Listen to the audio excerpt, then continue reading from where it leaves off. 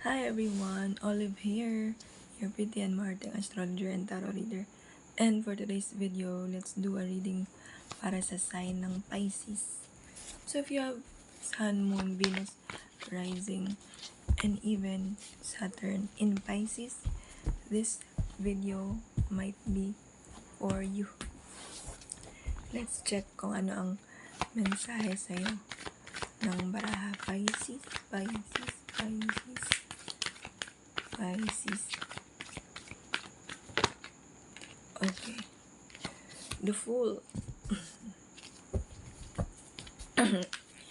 May gustong simulan. Gustong itry, explore. I'm seeing bike. Pwedeng meron sa inyo gustong bumili or mag-try, matuto, mag-bike, or ang ilan naman ang work ay taxi driver, grab driver. Basta related sa sasakyan. Page of Swords. Meron kayong gustong aralin.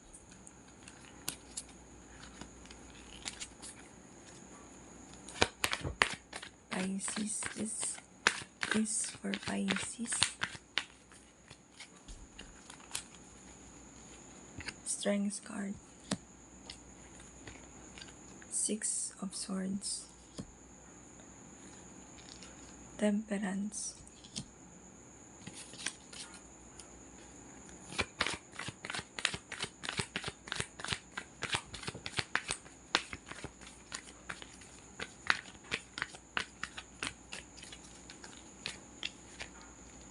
Two of Pentacles.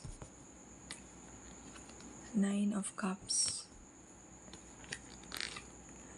Knight of Wands. Four of Pentacles. Knight of Swords. May iba dito. Energy ng Pisces. Kalat-kalat yung focus nyo, yung pera nyo, medyo nagkakaroon ng hindi maayos na pag-manage sa mga blessings. Ang iba naman, padalos-dalos magdesisyon, kumilos, especially related sa money. The Empress. Seven of Cups. Ten of Cups. Three of Cups. Eight of Wands. So, yun. Ang iba naman sa inyo, there is a celebration together with your family and some friends.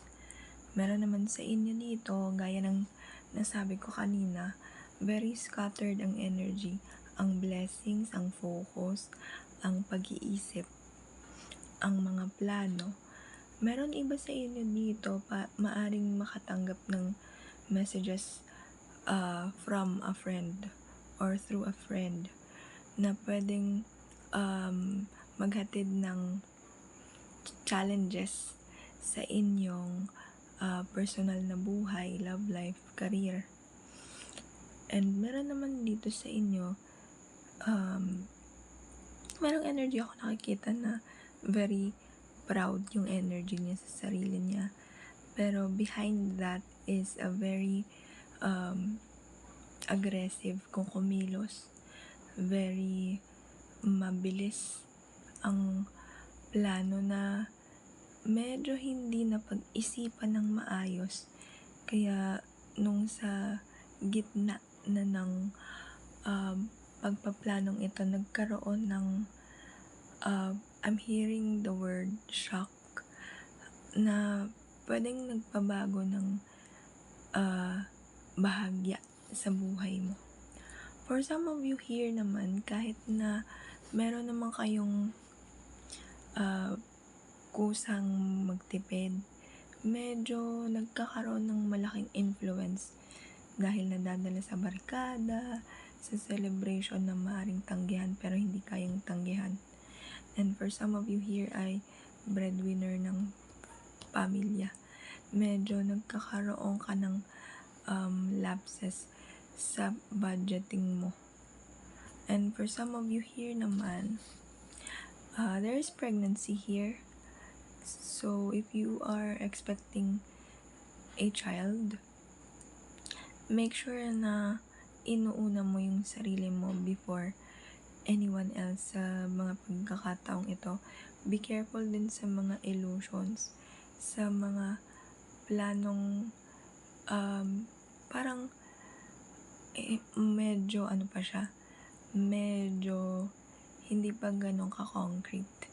I-focus mo na yung sarili mo sa mental health, sa family, at yung mga pwedeng on hold muna ng mga lakad or trips.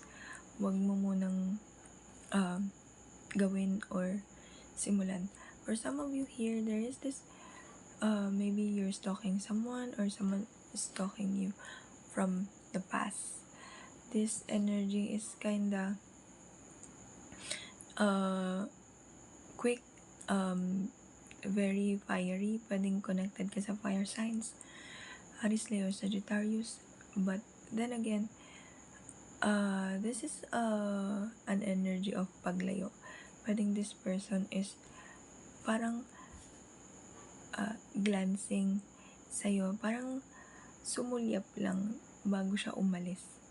And I'm seeing here, be careful sa mga quick, very mabilisang decision making, kasi pwedeng magkaroon ka ng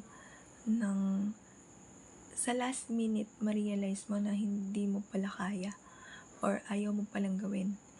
And ayun, if you wanna take risks when it comes to your future, lalo na when it comes sa pamamahay mo, be careful as well, kasi baka ang dami mo nang ma-risk tapos biglang nawala yung plano.